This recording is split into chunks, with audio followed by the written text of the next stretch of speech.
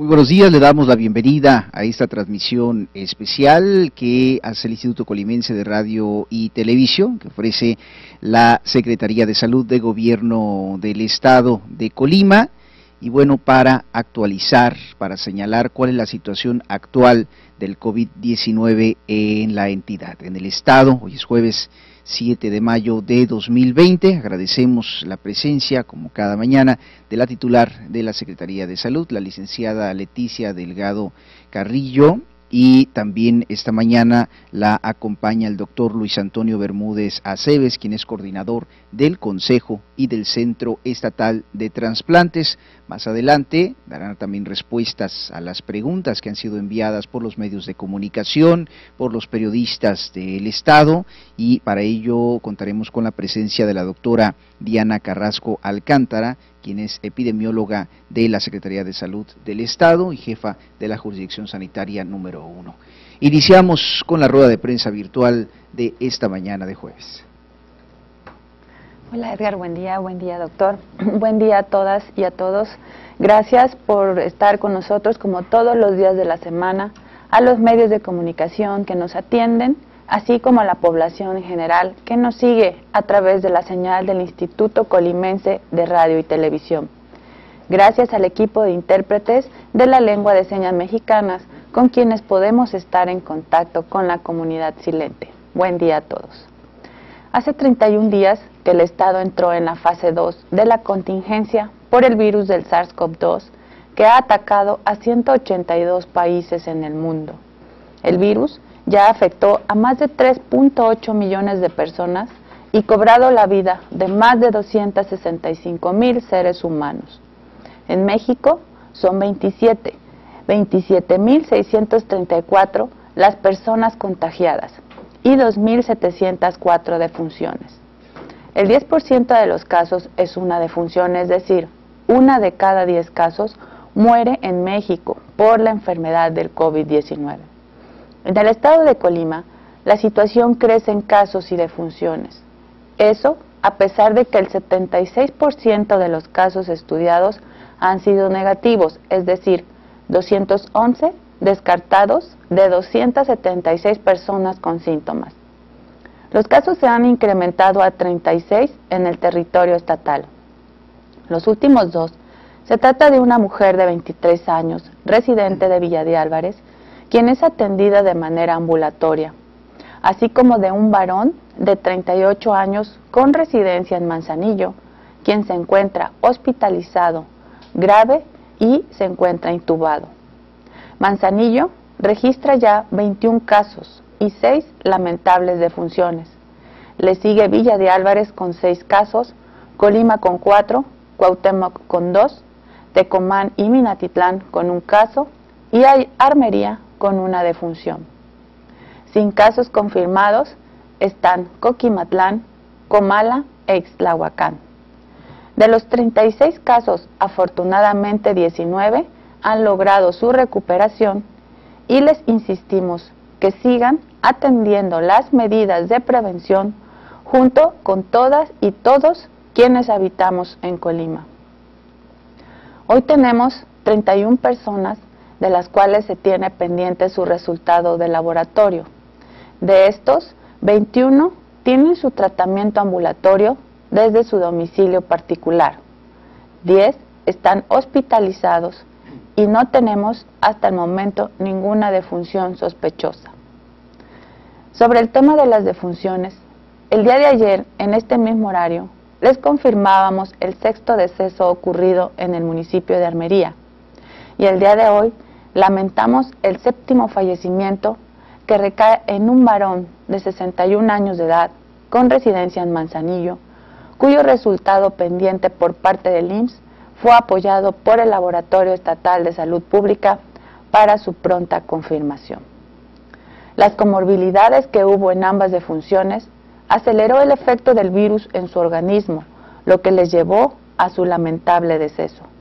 Por ello reitero, aquellas personas que viven con diabetes, hipertensión, obesidad, enfermedad pulmonar, VIH-Sida o mujeres embarazadas y presenten algún síntoma de infección respiratoria, por favor acudan de inmediato a su hospital para que sean atendidos con oportunidad. Este es el resumen del avance de la contingencia por COVID-19 en Colima, estado que se mantiene como el que menos casos tiene en el país, pero no es la meta, no hay que confiarnos, hay que apremiar porque la carrera apenas inicia. Por esta razón, en la reunión que tuvimos esta semana con el secretario de Salud Federal, el doctor Jorge Alcocer Varela, y con el subsecretario de Prevención y Promoción, el doctor Hugo López-Gatell, las y los titulares de salud de las diferentes entidades, solicitamos se reconsidere el culmen de la contingencia el 30 de mayo, toda vez que para esas fechas la mayoría de los estados aún no estaríamos en la fase 3 de la pandemia. Colima es posible que no haya entrado para esas fechas en la cúspide de casos, situación que justo analizamos ayer con el equipo científico y matemático. En nuestro estado, la situación apremia y requiere que nos unamos en un objetivo principal: trabajar para que los casos se den de manera no explosiva. La premisa tiene un fundamento basado en la realidad. Los casos de una pandemia no se detienen, se controla, y así están enfocadas las diversas estrategias en salud, economía, seguridad, educación y de participación social. Atendiendo al rubro de la salud, que es el primero de los objetivos, avanzamos hacia una articulación de acciones cada vez más consolidadas, con los recursos humanos e infraestructura disponible, con la coordinación de esfuerzos interinstitucionales y la gestión de recursos adicionales para garantizar la seguridad de las y los trabajadores de la salud, así como la de las usuarias y usuarios de los servicios. Recordemos que la pandemia del COVID-19 se dio sin pedirla y se han estado articulando acciones en cuanto a sistemas de detección, notificación, atención y seguimiento de casos. Los sistemas de información epidemiológica tuvieron que fortalecerse, unificarse y ya hay un flujo establecido de información que cada vez se consolida más. La misma definición operativa en la detección de casos, al menos, se ha modificado a nivel internacional en 6 ocasiones, y eso por el propio desarrollo de este padecimiento desconocido al momento de su aparición. En cuanto a los recursos humanos e infraestructura disponibles, el estado del sistema de salud nacional no se encontraba en las mejores condiciones para enfrentar una pandemia de tal magnitud. Sin embargo, el sector salud en Colima se ha coordinado desde el inicio y junto con las instituciones que lo integramos, estamos detallando la reconversión hospitalaria para asegurar la atención médica de los casos que se presenten. Y sobre el punto de la gestión de recursos, es una de las acciones más sobresalientes en esta contingencia. Cito, por ejemplo, las considerables donaciones que se han recibido por parte de empresas, asociaciones, grupos y voluntarios para sobrellevar las necesidades de insumos para la salud, alimentación para quienes apoyan en los filtros, hidratación para el personal en hospitales, oportunidades para descanso y aseo de médicas y médicos, entre muchas otras que agradecemos de todo corazón. Sin duda, son trascendentes las gestiones del propio gobernador del estado, José Ignacio Peralta Sánchez, quien de manera firme y permanente ha mantenido esa capacidad con la Federación para que a través de INSABI nos lleguen insumos y hasta algunos medicamentos oncológicos que se encontraban pendientes de entregar. Resultado de las gestiones de nuestro gobernador es que se han podido adquirir, mediante compras directas, overoles, gogles, caretas, batas, cubrebocas, guantes, cámaras portátiles de medición de temperatura, ventiladores, toallas de papel y cápsulas de aislamiento. Asimismo, la adquisición de un tomógrafo de 64 cortes que ansiamos ya su llegada. Hubo también una donación especial de cápsulas de traslado para distintas instituciones del sector salud, a cuyo donador agradecemos infinitamente su voluntad de servir. Y para concluir la fase de gestión del mandatario estatal, están las entregas que desde el 1 de abril al 6 de mayo se han estado llegando a través de INSABI, lo que en resumen se trata de protectores respiratorios, diversos materiales de protección médica, toallas interdobladas, 15 claves de medicamentos de las compras consolidadas, en los cuales se encuentran hidrocortisona, cloruros, insulinas y los oncológicos que ya había mencionado como los más importantes.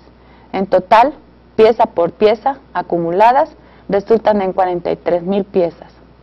En resumen, articulación de acciones, aprovechamiento de recurso humano e infraestructura disponible, la coordinación interinstitucional y la gestión de recursos fortalecen en estos momentos la atención a la pandemia del COVID-19, cuyas olas de impacto siguen llegando a la entidad. Y hablando de gestión y donaciones, esta mañana invité al doctor Luis Antonio Bermúdez Aceves, coordinador del Consejo y del Centro Estatal de Trasplantes. La donación de órganos es la máxima expresión de donación, porque es dar vida a otra vida. En su experiencia profesional, el doctor Bermúdez nos compartirá la situación que guarda la donación de órganos en medio de esta contingencia y los cuidados especiales para las personas trasplantadas. Adelante, doctor. Muchas gracias, licenciada. Muchas gracias por la invitación. Buenos días. Buenos días a todos y a todas allá en sus casas. Espero que pues se queden en casa. La importancia de la donación es una cultura que se tiene que estar trabajando y llevando a toda la sociedad. Colima ingresó al terreno de los trasplantes en abril, exactamente el 4 de abril del año 2003. El hospital regional en aquel entonces realizó el primer trasplante de córnea. Y posteriormente, el 4 de julio del año 2003, Colima hace el primer trasplante de riñón.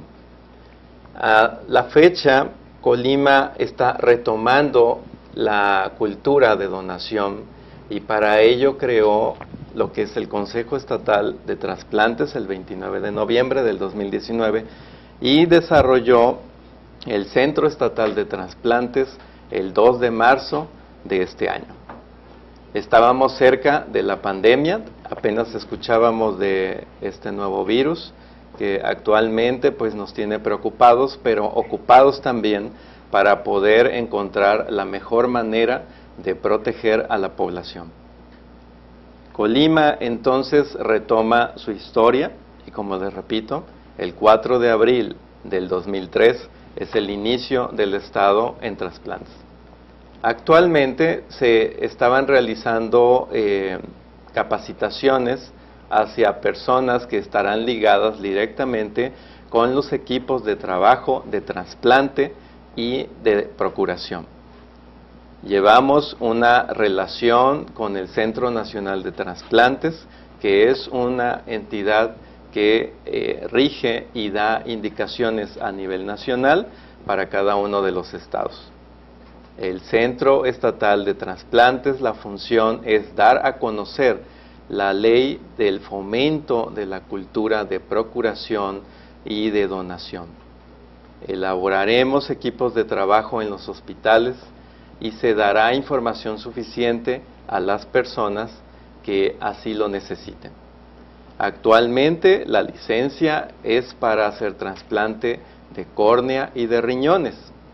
Y en este momento, pues por la situación de contingencia, de cuarentena, el Centro Nacional de Trasplantes, a partir del 17 de marzo de este año, preocupado por la población trasplantada, ordenó y sugirió, mejor dicho, que se valoraran riesgo-beneficio.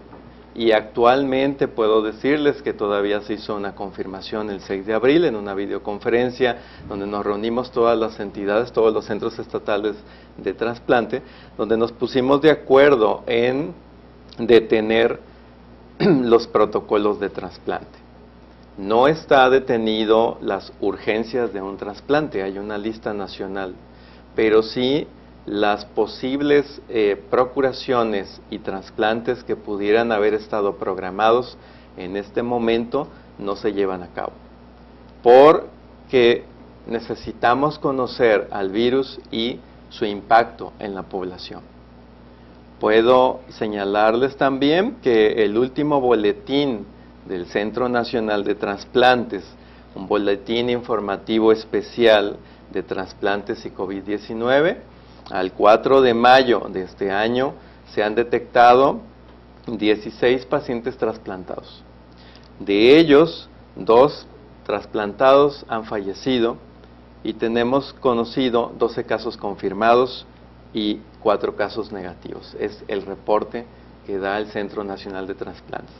La ciudad que más ha registrado pues es Ciudad de México, tenemos al estado de Jalisco, y definitivamente el estado de Colima está pues monitoreando a las personas que se enferman de coronavirus para detectar si entre alguno de ellos existe alguien que esté trasplantado. Hasta este momento no tenemos conocimiento de una persona trasplantada en el estado que tenga el virus. No lo descarto porque nosotros vamos, ya escucharon hace un momento, es posible que en el mes de mayo tengamos nosotros todavía la presencia en más personas de este virus y definitivamente la vigilancia desde el área de trasplantes es conocer a algún paciente que llegara a tener la enfermedad. Para las personas que estén en casa y que seguramente tienen un trasplante de riñón o un trasplante de córnea, básicamente las medidas que se recomiendan para esta población que es vulnerable es no salir de casa, mantenerse en casa, evitar en todo momento automedicarse, evitar tocarse la cara, la nariz, hay que hacer el lavado de manos frecuentemente y no compartir los utensilios. Ahora que estarán en casa, hay que tratar de mantener la sana distancia entre sus propios familiares y no compartir los objetos como el cepillo de dientes, que a veces en algunos casos se da, pero los utensilios de alimento, un vaso, un plato, son importantes. Su aseo personal es muy importante. ¿Y qué voy a hacer si tengo que ir a la institución por mi receta, a surtir medicamentos? No lo va a realizar. La sugerencia es que un familiar o una persona que designe como su cuidador primario sea la que se haga responsable de acudir con su médico tratante para el surtimiento de los medicamentos que requiera. En la parte del por qué esta población es vulnerable, pues cabe recordar que el paciente que recibe un trasplante de riñón se le dan medicamentos que hacen que su sistema de defensa esté disminuido. Por esta razón, las personas con un trasplante de riñón pueden verse expuestas a adquirir infecciones que habitualmente las personas que no tenemos un trasplante no nos enfermaríamos.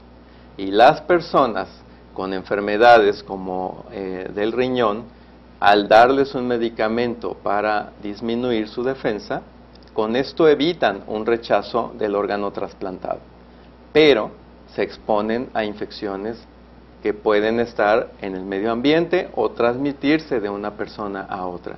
Por eso es muy importante insistirle que este grupo particularmente permanezca en casa, se comunique vía telefónica con sus médicos y, de ser necesario, envíe a un familiar o a un amigo o a un cuidador primario a preguntar dudas o recoger medicamentos. Hasta este momento se está cuidando a esta población de que no deben acudir a los hospitales. De esta manera evitaremos un contagio. No deben salir si no existe una necesidad. Y en el caso de que tuviera síntomas, que muy posiblemente pudiera darse, deben mantener la calma, deben llamar a su médico tratante y es posible que pueda ir una persona, un médico, a hacer una revisión inicial en su domicilio. Si hubiera síntomas de alarma como fiebre, dolor de cabeza o falta de aire, disnea, es entonces que deberá acudir al hospital. Lleve todos sus medicamentos y explique su situación a los médicos de urgencias que lo lleguen a atender. Hasta aquí, espero, si hay alguna duda, alguna pregunta, pueda yo responderla, y espero que una vez superada esta contingencia, el Estado de Colima pueda llevar a cabo acciones a favor de la donación y de la procuración de órganos para retomar los trasplantes en el Estado. Agradecemos la intervención del doctor Luis Antonio Bermúdez, quien es coordinador del Consejo y del Centro Estatal de Trasplantes. Agradecemos también a todos los medios de comunicación que se unen todas las mañanas a esta conferencia de prensa virtual, que se enlazan a la señal que genera el Instituto Colimense de Radio y Televisión, como la revista Vida y Mujer, revista Territorio, Diario de Colima, la página de Juan Pablo de Jesús Ávila Martínez, 104.5 FM Colima, Estación Pacífico, periódico Hechos, Buenas Noticias, también la página Va de Nuez, Archivo Digital Colima, Código Espacio Informativo, El Alacrán Digital, Portal Colimote, la página de Política y Algo Más, Revista Enfoques,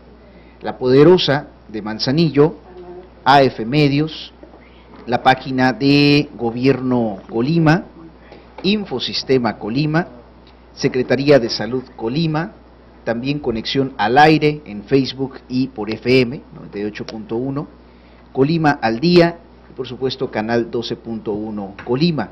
Esta mañana, para dar respuesta a las preguntas que han sido enviadas por los medios de comunicación, nos acompaña en esta conferencia de prensa la doctora Diana Carrasco Alcántara, quien es epidemióloga de la Secretaría de Salud del Estado. La primera pregunta la envía el periodista Arnoldo Delgadillo de la revista Enfoques. Señala que un boletín de prensa el día de ayer señala que se solicitó no tomar la decisión de levantar en los estados el periodo de contingencia el 30 de mayo, toda vez que el impacto de la pandemia no ocurre en el mismo periodo que en el centro de México. ¿Quiere decir que en Colima la cuarentena se extenderá más allá del 30 de mayo? ¿Hay una proyección de hasta cuándo?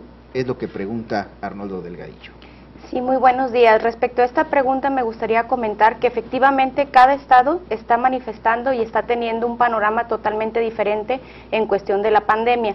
Como bien ya lo menciona también el reportero, pues bien, el centro del país ha tenido una dinámica que ustedes ya saben que entraron en fase 3, sin embargo varios estados han manifestado que aún todavía no tienen esa entrada a esta fase, por la cual continuamente estamos evaluando todas las estrategias que se están haciendo, la dinámica en la cual se están presentando los casos y seguramente vamos a estar dando alguna información al respecto cuando tengamos esta fecha próximamente para poder tomar una decisión.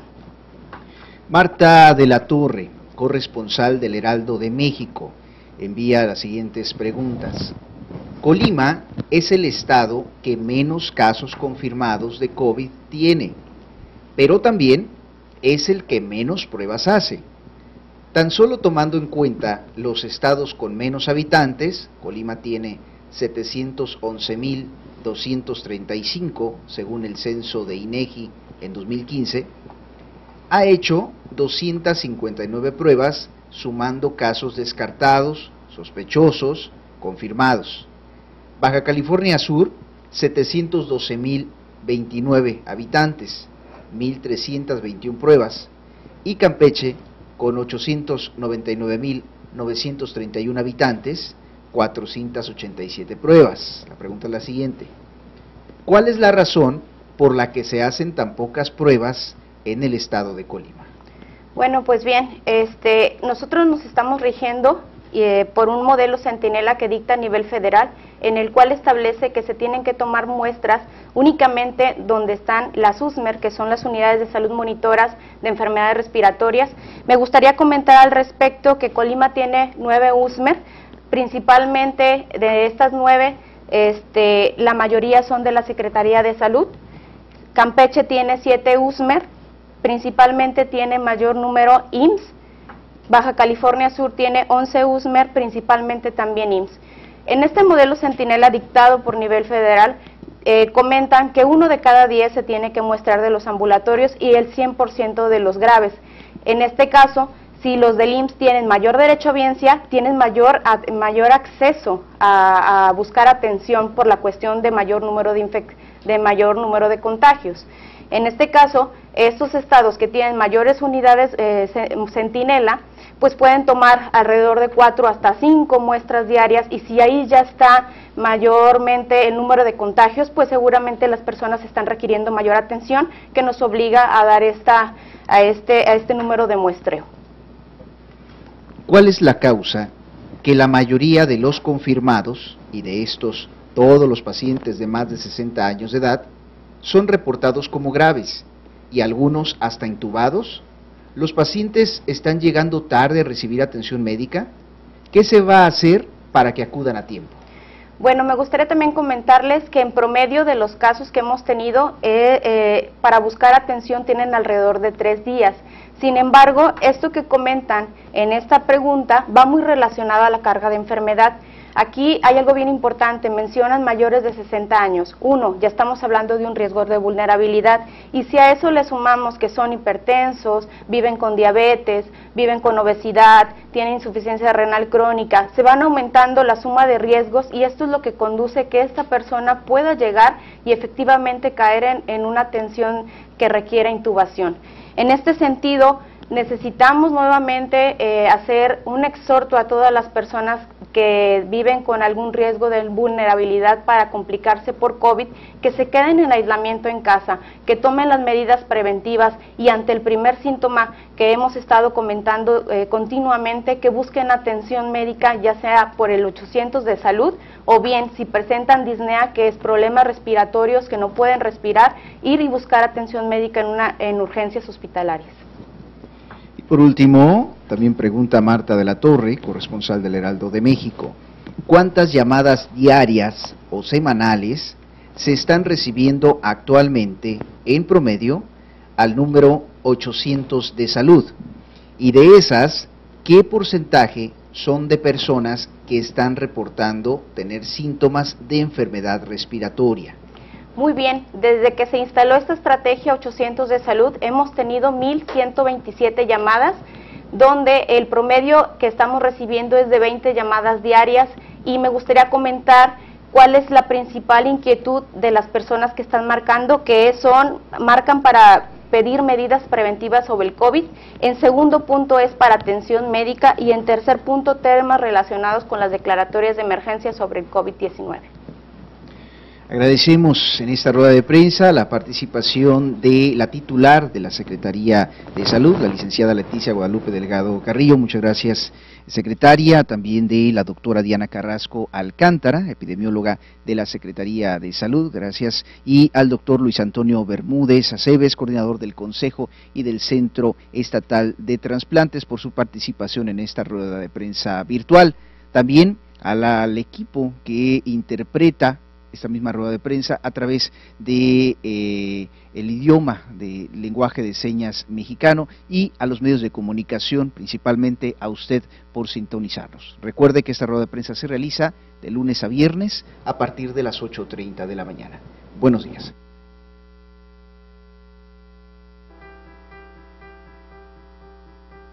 En cada espacio vacío hay un cúmulo de conciencia. En cada silencio hay gente que escucha. En cada sitio sin gente hay un pueblo luchando unido. A la distancia estamos juntos, porque juntos podemos. Colima saldrá adelante. Cuídate. Cuídanos. Quédate en casa.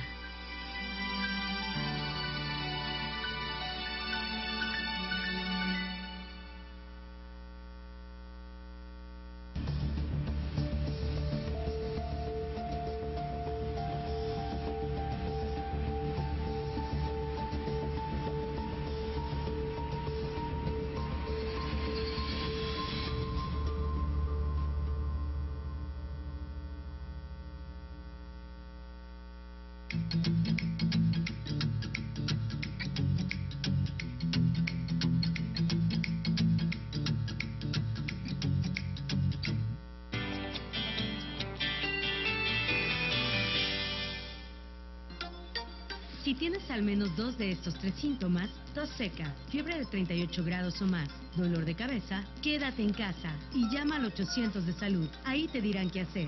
Si además presentas dificultad para respirar o eres parte de los grupos de riesgo, acude a tu unidad médica. Cuídate. Colima, Gobierno del Estado.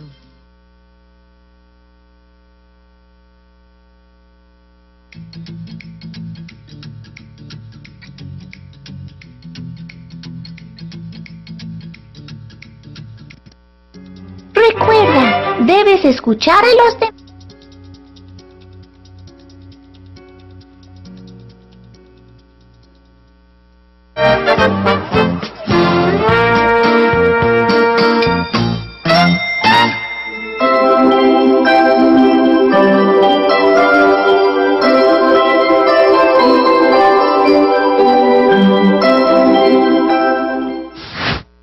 Ahora platica en familia sobre el video. ¿Qué puedes hacer para que en tu salón de clases mejore la convivencia?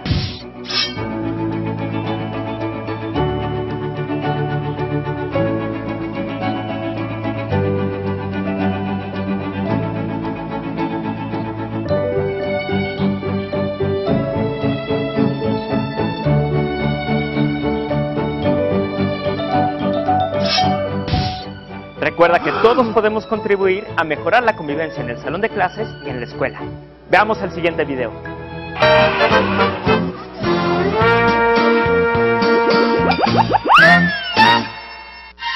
Déjenme contarles una historia.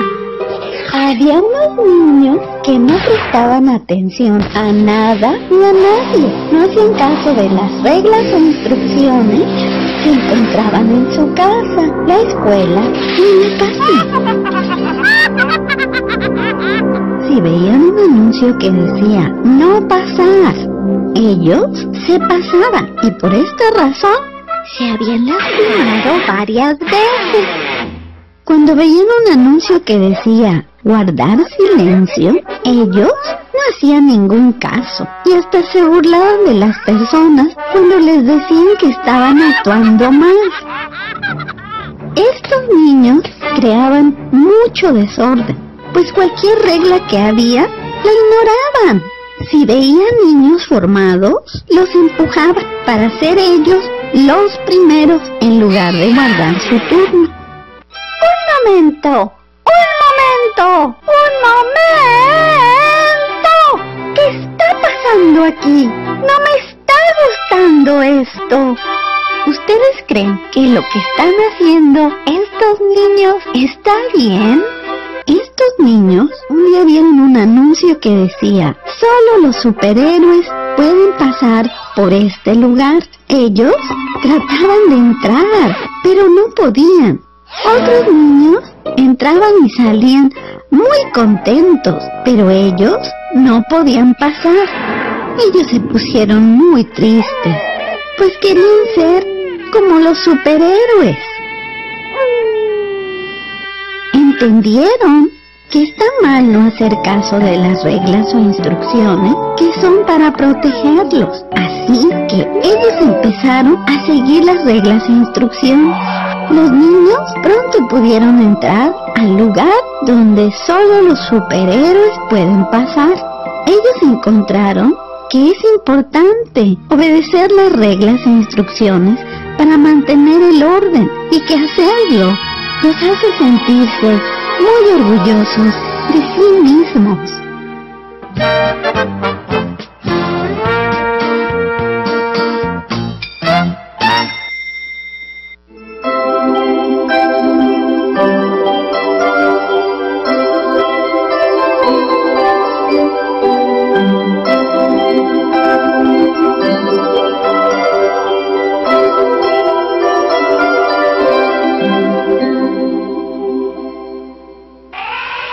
Ahora conozcamos más sobre las reglas.